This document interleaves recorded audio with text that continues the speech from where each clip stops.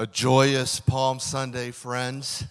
My name is Bob Bixby, and if you're here and you don't believe in what we're singing about, I want to invite you to the Pastor Matt's home on beginning in May. We're going to have conversations, 6 conversations together. I'll be joining him in that conversation with you all. I'd love to see you there. I'm going to be reading from Matthew chapter 20, beginning in verse 20. Then the mother of Zebedee's son approached him with her sons. She knelt down to ask him for something. "What do you want?" he asked her. "Promise," she said to him, "that these 2 sons of mine may sit, one on your right hand and the other on your left, in your kingdom." Jesus answered, "You don't know what you're asking. Are you able to drink the cup that I am about to drink?" "We are able," they said to him. He told them, "You will indeed drink my cup, but to sit at my right and left is not mine to give. Instead, it is for those for whom it has been prepared by my Father." When the 10 disciples heard this, they became indignant with the 2 brothers. Jesus called them over and said, "You know that the rulers of the Gentiles lord it over them, and those in high positions act as tyrants over them. It must not be like that among you. On the contrary, whoever wants to become great among you must be your servant, and whoever wants to be first among you must be your slave.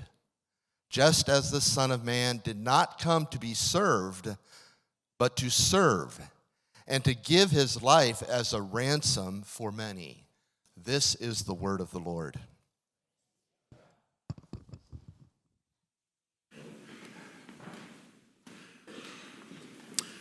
All right, friends, as you're seated, if you would take your copy of the Bible and turn to John 13. A short jump from where you just were in the text, John chapter 13. As you are turning, 2 words of instruction. One, man, that is super loud. You guys all right? Yeah, I'm intimidating myself with how loud I'm talking. Number 1, we would love to see you back tonight. And this is particularly true for those of you, if this church building has been your home for an extended period of time. Would you be our guest tonight for our last family meeting at Cherrydale? It would be super cool for us to be able to show you around our building that many of us have worshiped in for the last 15 years, and to share a meal together and be able to celebrate what God's doing. Even if the dark hours will be done around 7:15, so hopefully folks can get back before dark. But even if you just come for dinner and to hang out, it'll be yummy. You'll meet a lot of great people, and we would love to have you. Those of you that have considered Cherrydale your home for the last number of years, please be there tonight. If you're not regularly a part of our family meetings, tonight's going to be a really special one, and we would love to see you. And because it's a special one, you don't even have to be a member. We're not going to check your driver's license on the way in to make sure any of that. So if you're just like, hey, we're thinking about this church being our church, there's probably no better way to get a feel for what our church is than to come to tonight's family meeting. So would you do that? Then 2 weeks from now, we'll begin 2 services here. So on April the 12th, there'll be a service at 9 o'clock in this room and a service at 11 o'clock in this room, and they'll be identical. Now, here's the deal. We've got, 150 more people to get in this building in 2 weeks. They're not all going to fit in here. All right, look around. So some of you are going to have to adjust your hours to go to the 9 a.m. service in order to provide room for everybody. We're hoping those services settle into relatively equal size so that what is happening today is not true. If you're a guest and you come and there's like 2 of you and there's nowhere to sit, we don't want that to be the case. So if we can spread out among 2 services, guests are able to find a place to sit. So go ahead and kind of mentally figure out which service are we going to go to. And it's fine to experiment.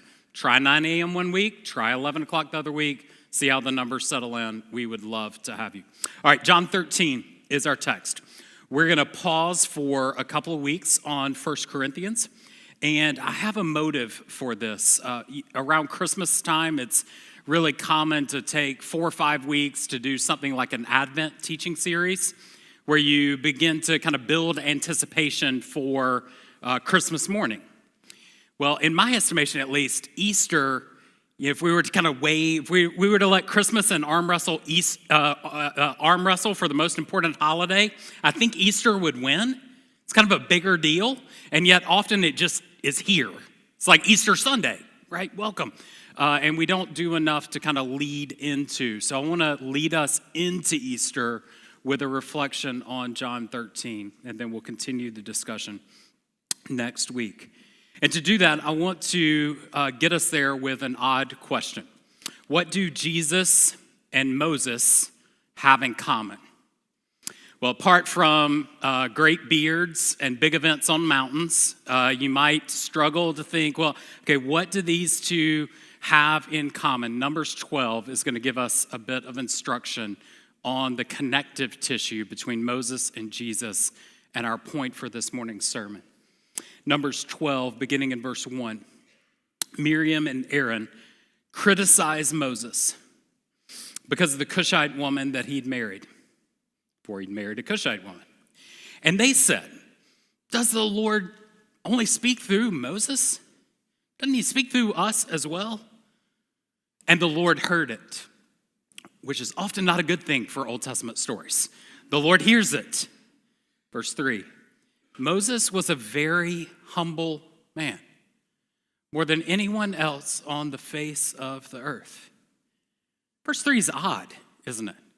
These type of character descriptions don't often show up in Old Testament narrative text, and it seems almost kind of placed in there because the text is going to continue in a bit of a story. And the context is apparent, right? Moses is being criticized. What's super critical about this story is he's not being criticized by random strangers, but by his own siblings. Little sibling drama in the Old Testament, right? And they're kind of ticked at Moses. He's had some really great things happen. He's powerful. He's made a decision that they question. They're like, hey, God seems to be speaking through us as well. And what's going to follow in verses 4 and following is God's going to call them into a tent and have a bit of a private conversation with them. We got to get some things straight about what's going to follow. But tucked there in the middle is this summary statement of Moses' life, where the one-word descriptor of his character is that he is the most humble man of his day, perhaps the most humble man who has ever lived. That's a wild description for somebody like Moses. Great leader, big visionary. I mean, we got parting seas. We got a really big list of 10 that kind of matters. If you're summarizing Moses' life, there's a lot of traits you might point to.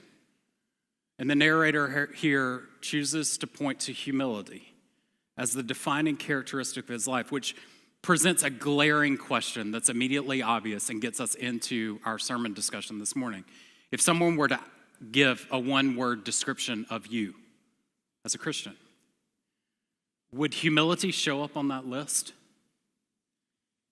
If someone were to say, tell me about you, what are the types of things that they would think about? But imagine if somebody said, tell me about Jesus. You might be tempted to pose a lot of different attributes and characteristics, and yet John 13 says Jesus was a lot like Moses. Let's read. Before the Passover festival, John 13, verse 1, Jesus knew that his hour had come to depart from this world to the Father. Having loved his own who were in the world, he loved them to the end. Now, when it was time for the supper, the devil, who had already put in the heart of Judas, Simon Iscariot's son, to betray him, Jesus knew that the Father had given everything into his hands and that he'd come from God and that he was going back to God.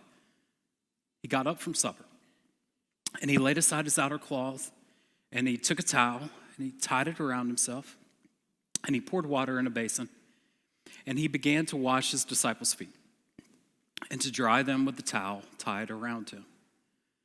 And then he came to Simon Peter, who asked him, Lord, are you going to wash my feet? And Jesus answered, what I'm doing now you don't realize, but afterwards you're going to understand. You will never wash my feet, Peter said. And Jesus replied, if I don't wash you, you have no part of me. Simon Peter answered then, Lord, not just my feet, but my hands and my head as well.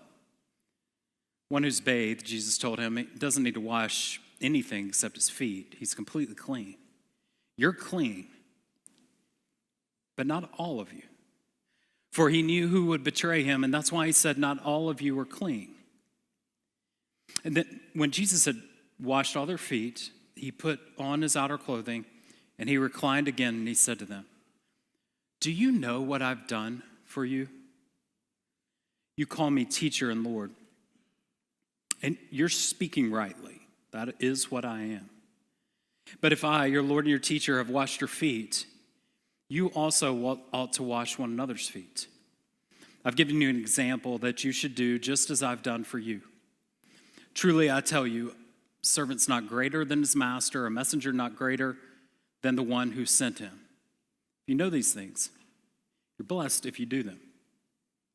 But I'm not speaking about all of you. I know those who have chosen, but the scripture must be fulfilled. The one who eats my bread has raised his heel against me. I'm telling you now before it happens so that when it does happen, you're going to believe that I am he. Truly, I tell you, whoever receives anyone I send receives me.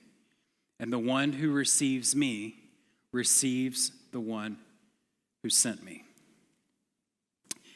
If Easter Sunday highlights the divinity of Jesus, the upper room highlights his humanity.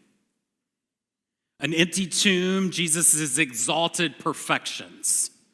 An upper room, his human existence. The contrast of an empty tomb next week and an upper room this week provides us a well-orbed picture of a man who was truly one of a kind. The exact order of the events of this night are a bit unclear. The gospel writers package them in different ways. But we're in the same scene as we were last week, if you were with us from 1 Corinthians chapter 11. This is the night when Jesus institutes what we know to be the Lord's Supper. He breaks the bread and he gives the drink to his followers. And here, likely before the Lord's Supper is commissioned, we have an episode where Jesus washes the disciples' feet. Now, John is the only gospel writer who records this story. Interestingly, he's the only one that highlights this reality. And he does, if you've got your copy of the physical Bible open, it's easier to see, particularly if you have like a red letter Bible. If you look in John 14, 15, 16, and following, you're going to see it just bleeds red. Because after this scene, we're going to have packaged together 4 or 5 chapters of Jesus' teaching, and then we're at the cross.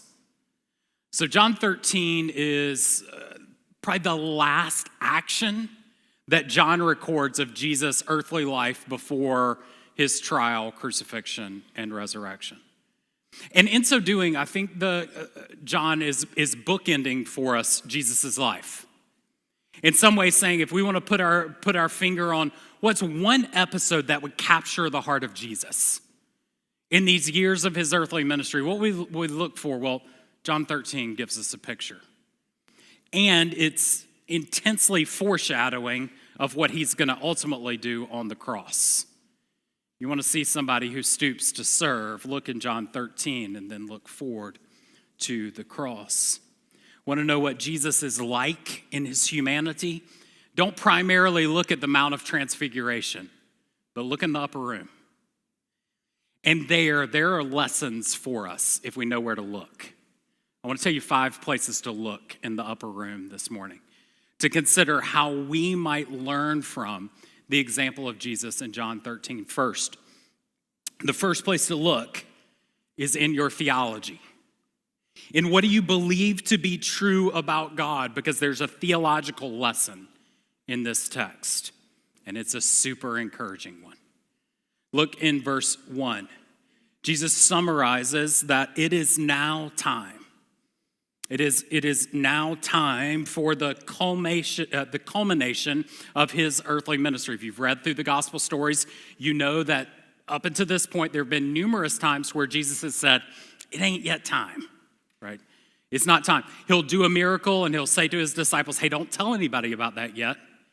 Because if people know the full extent of my messianic claims, if they know that I'm claiming to be God, it's going to get me killed.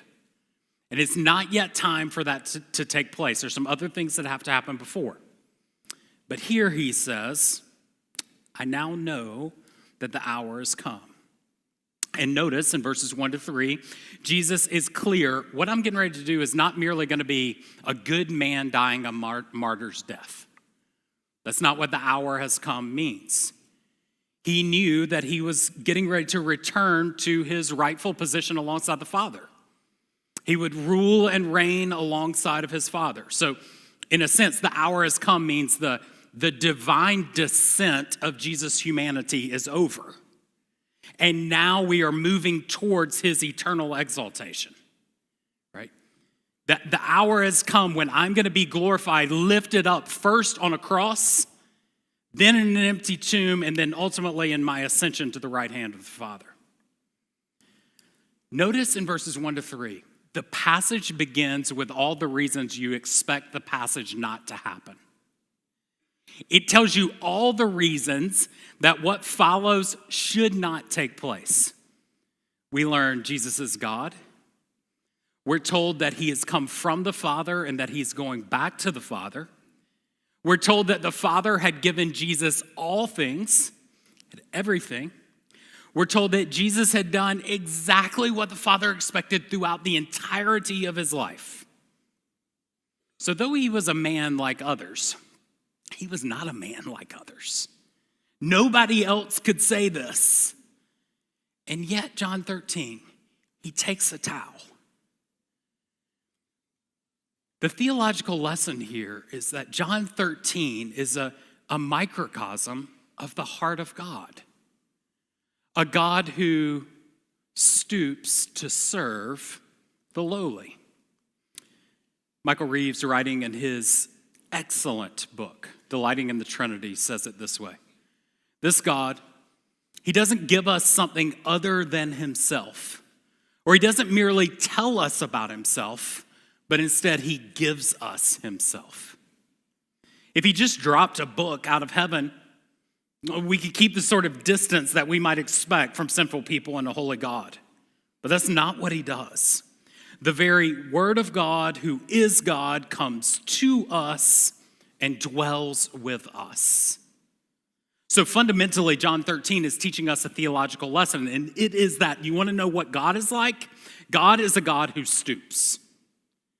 God is a God who draws near. God is a God who comes down to the lowly, unless you think, well, that's a nice theological lesson. Good news, because were that not the case, none of you, including me, have any hope of being saved.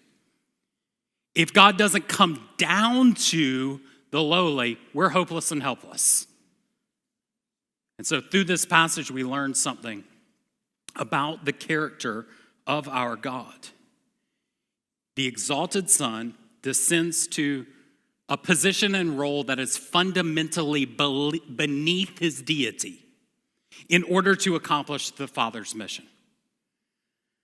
Again, good news. Were the requirements for your salvation for you to be able to go up? Babel proves you're hopeless with that one. And unlike Babel, this time when God comes down, he doesn't come down purely in judgment, but he comes down in love and service. So John 13 is teaching us something about the heart of God, and it is Jesus takes a towel to show us what God is like. Idea number 2, there's a salvation image in this text. There's a salvation picture in John 13.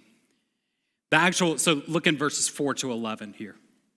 The actual description of foot washing in this text is so stunning that it's hard for our English translators to capture the nature. What we know is the scene. The scene is super clear. You've got ancient meal. You don't have modern furniture, no tables. You don't have chairs. People sit in a circle. The meal is in the center. The host is at the front of the circle. And the guests would sit on the floor, often with their legs and feet tucked behind them outside of the circle. Modern means of travel are not accessible. People are walking barefoot or with modest shoes on. And so cleaning up before meals is uniquely necessary, right? As an act of kindness to the people that are around you, and even the way you position yourself says, I want to honor you by keeping my feet outside. And so what happens as the meals are beginning is a slave would attend to the feet of the guest. And the very position of this circle with the feet on the outside means that the slave's position was out of sight, out of mind. It's just like it's happening back there. I don't even want to think about it being done, much less think that I would do it. I'm just really thankful that it's happening and thankful that it's happening to a whole bunch of other people. It was an act that nobody wanted to do, which makes John's record stunningly striking. Our Bibles, you probably notice even in the reading, and depending on your translation, it's clunkier than other places because the translators do it in past tense, but the original text has it active and present. The best way to think about this is if you watch a sporting event and you hear somebody do color commentary on what's happening. They're describing a live action like in real time. This is the way the translation of this passage happens in John 4. The record goes something like this. They're sitting around and he says, Jesus is getting up from the table. He's up there. That's where he's supposed to be. Jesus is taking off his outer garments. Jesus is putting on a towel. Jesus is putting water in a basin. Jesus is going outside of the circle and he's stooping down and he's picking up their feet. It's as if John is so captivated by the stunning humility of this moment that he's color commentating the actions to us. You won't believe this is happening. The divine God stooping to the role of a slave. And friends, it is a really sad commentary on our modern world that where you color commentating on most leaders in our culture, you get the exact opposite, don't you? You hear stories of their defiance, their selfishness, their arrogance. But not here. The highest becomes the lowest. And notice the juxtaposition in John 12. This is the text where Jesus' feet are anointed with oil, expensive perfume is poured out over his feet. And now the one who is anointed prior to his crucifixion and burial is taking the form of a servant and washing these gross feet. It's no wonder then that Peter is incredulous, right? This is ridiculous. This does not happen. I don't think the text indicates that Peter didn't want his feet washed. The indication is he just didn't want Jesus doing it, right? That's the issue. I mean, he's thankful that his feet are getting washed, but he can't believe the subject doing the activity. Friends, think about this. Think about the mental discontinuity for Peter, who had just seen those feet walk on water and is now seeing them go outside of the duck, duck, goose circle and pick up these lowly feet and make his way around. It just doesn't make sense. And Jesus knows that it doesn't make sense. So he says in verse 6, what I'm doing now, you don't understand.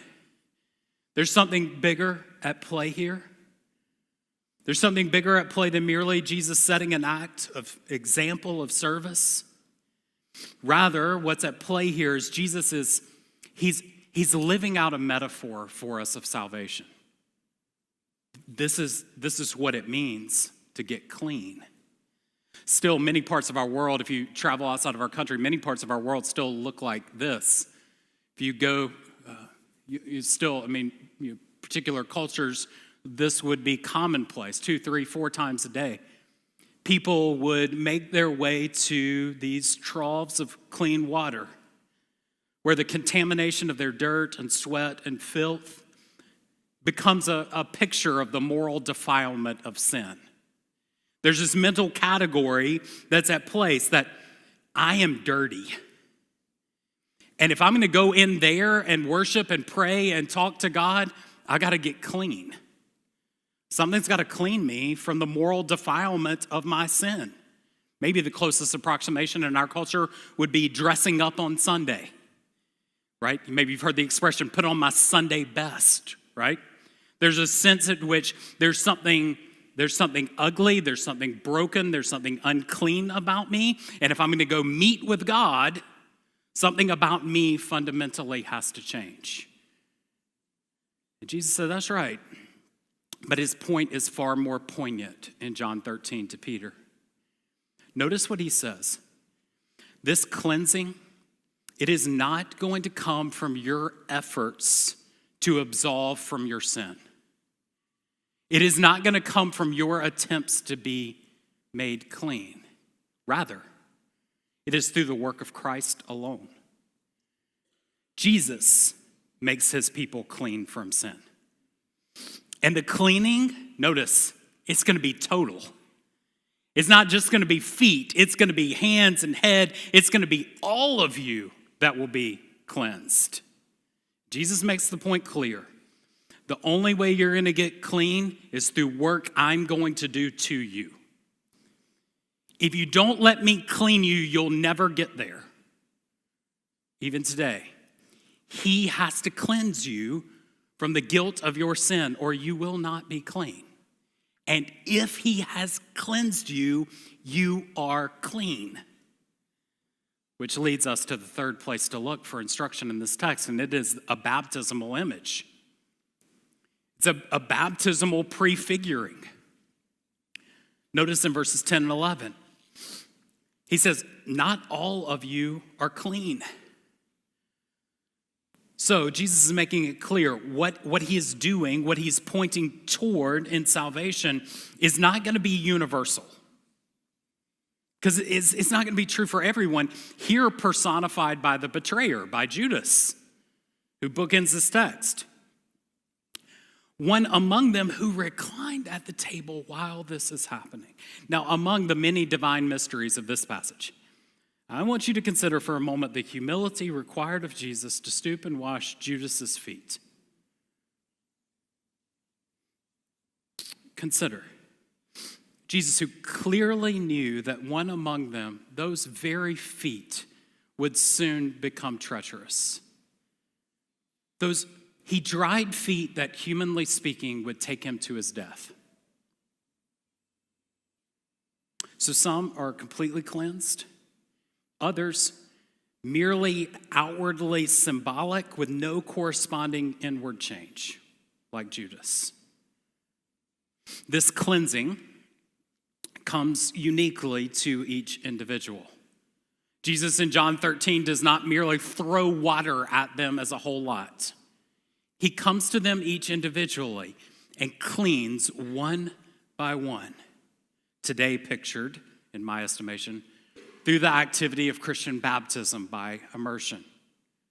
Those who have come to Jesus for cleansing picture that reality in their whole bodies going underwater, being raised to walk in new life. Those who are baptized are saying to the world, Jesus has cleansed me. Colossians 2, you were buried with him in baptism. And you're raised with him through faith in the working of God who raised the dead.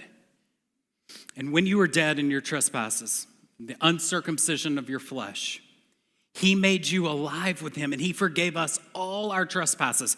He erased the certificate of debt with its obligations that was against us and opposed to us, and he's taken it away, nailing it on a cross.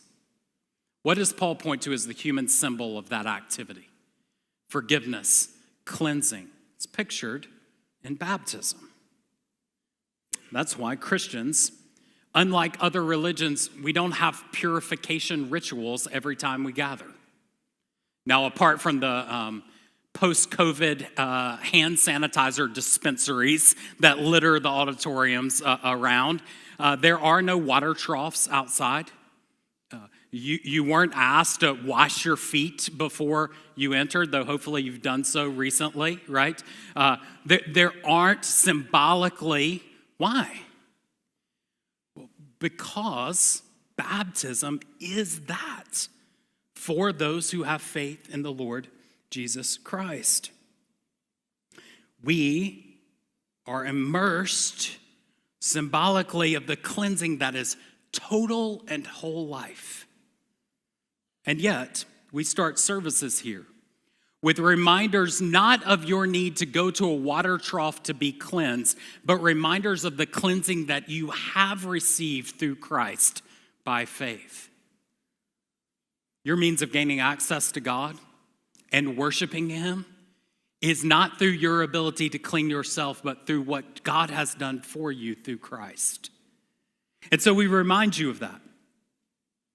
And therefore, Sundays, as the church gathered, should look like an awestruck response of a bunch of weary disciples who can't believe that Jesus washed their feet. Is that the posture of your heart as you sing? I can't believe He cleansed me. I can't, right? This is the heart posture of those who come to Christ for salvation, which then leads us to consider the example that Jesus sets. Verses 12 to 17.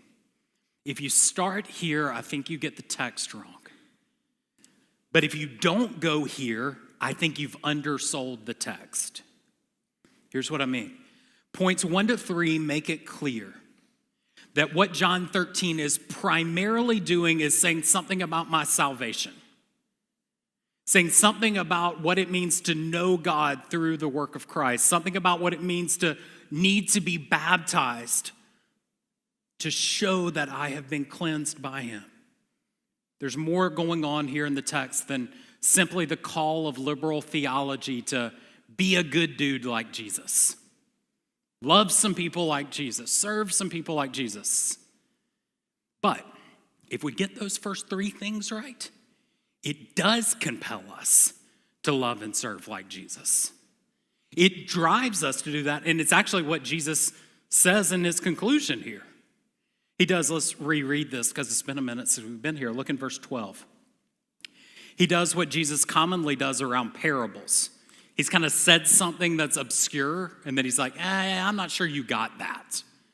And he said, let's sit down, let's have a conversation about that. Interestingly, it doesn't often happen through his actions, but this is one case where he's like, what just happened is so weird that I got to talk to you about it. Because that didn't make any sense for me just to have done it if we don't put some explanatory categories around it. So verse 12. Jesus washed their feet. He puts back on his outer clothing. He reclines again and he says, do you know what I've done for you? You call me teacher and Lord, and that is right. That's what I am.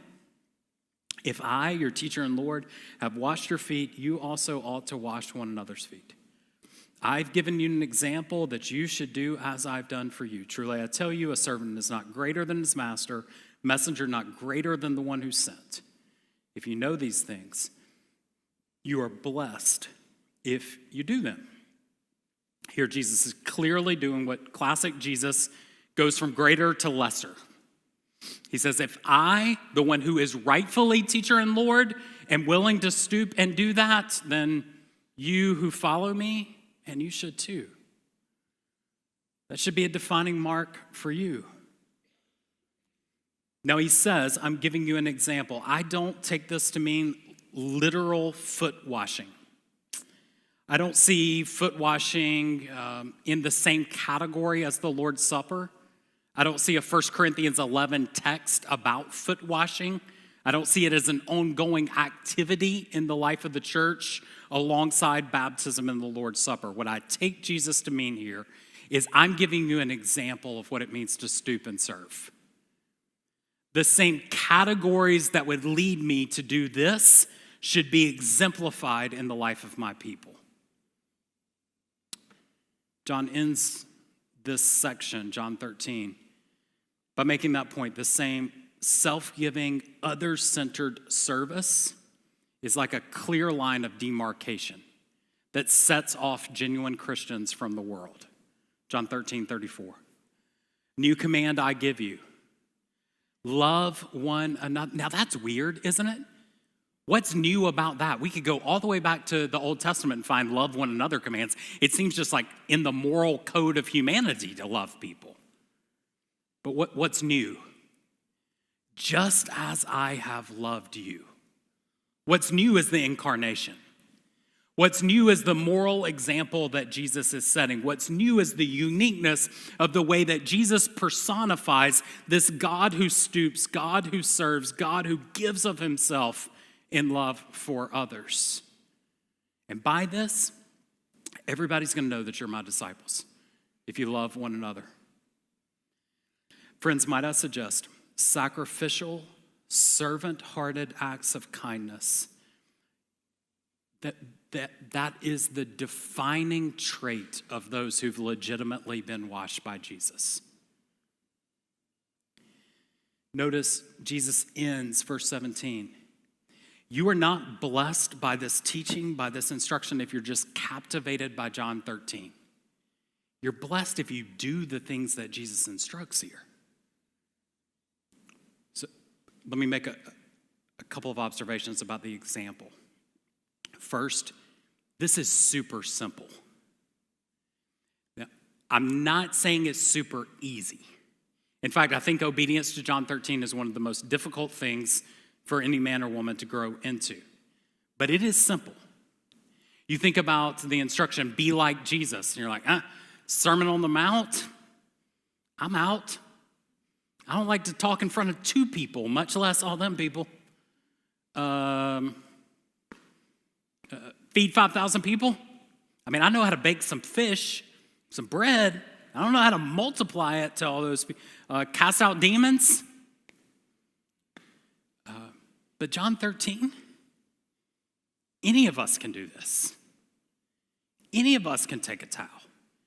And even, it might challenge, like even in churches with, some level of size, you look around and you see people with some gifts and you're like, I could never do that. I don't want to do that. Can't sing like that. John 13 is something anybody can get inside. I don't care what your spiritual gifts are. You don't need 5-star gifts to take a towel. Idea number 2, this example of Jesus is costly. At least time, energy, and reputation. And I think the third one might be the most difficult of all of those. Dying to what people think about you, to position or standing or posture, and stooping to serve. If you're going to take a towel, it's going to cost you something. Thirdly, at least for me this week, as I think about this text, man, Jesus' example here is super convicting. I mean, it is just super convicting. I really think you kind of measure a person's character by who they are when nobody else is looking and there's nothing to earn. What are they like when the spotlight's off of them and there's no position or standing or influence or whatever to earn? Try as we might, we really love to measure Christian maturity in a lot of other ways than John 13. But the most simple yet profound way to demonstrate that you're spiritually mature is to serve. Want to show you're a Christian? The primary way that you do that is not what you post online or whether you understand some German theologian's view of some doctrine that 3 people know about in the world. The most fundamental way you demonstrate your spiritual maturity is by taking towels. Towels are better symbols than online followers or framed diplomas. And towels make far better tools than titles for leaders. Fourthly, Jesus' example here is incredibly instructive. It's incredibly instructive. Church, if you want to find a leader worth following, look for people that have towels in their pockets. Think about who you want to marry one day. Find a man or a woman who likes to carry a towel. Want to find somebody in the church to disciple you? Maybe the place to look isn't the front of the class, but the end of the line. Really instructive about who great people are in our spaces. And then fifthly, this example is incredibly timely. When things are stable and patterns of service become predictable, taking towels is perhaps commonplace. Even in churches that are struggling, it's easy to get people to sign up to do all sorts of things because it's very visible and very needed. But when things change, and when there's a bunch of people in the room, it is easy to assume that somebody else will take the towel, and it's not your responsibility. You might say that 2026 is a year of towel taking for Christ Fellowship. You're going to have to re-find your towels and reposition how you use them and die to some of your preferences in order to use them. But we got to have about 500 people willing to take a towel to make this thing work. Lastly, and I'm done, John 13 is a sadly forgettable message. A sadly forgettable message. Even in the face of such instruction, look in verses 18 to 20, Jesus ends by pointing to Judas, one who is going to choose pride and position over the humble heart of a servant. And Jesus says to those listening, hey, don't be caught off guard by this. This is happening exactly as God foreknew that it would. And in fact, it's going to play out this way. I'm telling you that it's going to play out this way so that when it happens, you remember that I said this was going to happen. Don't be lost in all of this.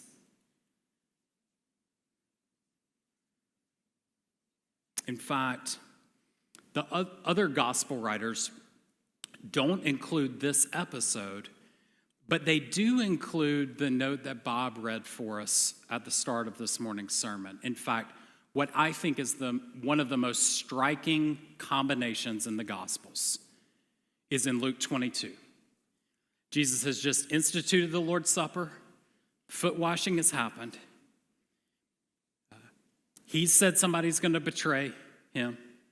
And here's the way Luke 22:24. A dispute arose among them about who should be considered the greatest. Is that not stunning? Like, he's just washed their feet. He's just broken bread. He's just told them one's going to betray. And not only are they debating, well, who's the betrayer? It's not me. So not only are they wanting to stay out of that camp, but the other side, they're saying, we actually also kind of want to know who's going to get to sit on your right and left hand. Not just which one of you is going to leave us, but which one do you like the best? What a contrast. Whoever is great among you must become like one serving. Whoever is great among you must become like one serving. I can imagine Jesus' posture as he's saying this, like, guys, come on. You don't get it? Why? I think that the sin that so easily entangles and the culture that so easily consumes wars against the message of John 13. You're going to need the jackhammer of the Spirit of God to do steady work on your heart if you have any hope of living into this example. You're going to have to die daily. And the only way I know to do that is to stare long and hard at a God who didn't consider equality with God a thing to be grasped, but laid it aside, taking on the form of a servant to stoop and to serve. May we be like him. Let's pray.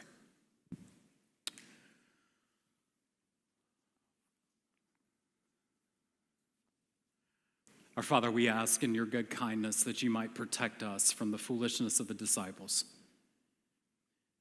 that the beautiful kindness you've shown us in giving us your word and giving us this instruction and giving us the ability to stare at Jesus' actions this morning, that it would remind us of the just overwhelming folly of our pride. And that we who've been cleansed by Jesus would exemplify his patterns in this text and be willing to stoop and serve. And we ask, as we move into a season of a lot of change with our church, that you might give us gracious and receptive hearts to move low, to consider ourselves the least important person, to love and to serve. And in so doing, as your people move low, might you make room for many people right now who've not been cleansed by Jesus. And might they find forgiveness for their sins, the cleansing that comes through Jesus' finished work. And then might they join with us as kingdom citizens who live low. Might you do that for the sake and fame of Jesus Christ, we ask. Amen.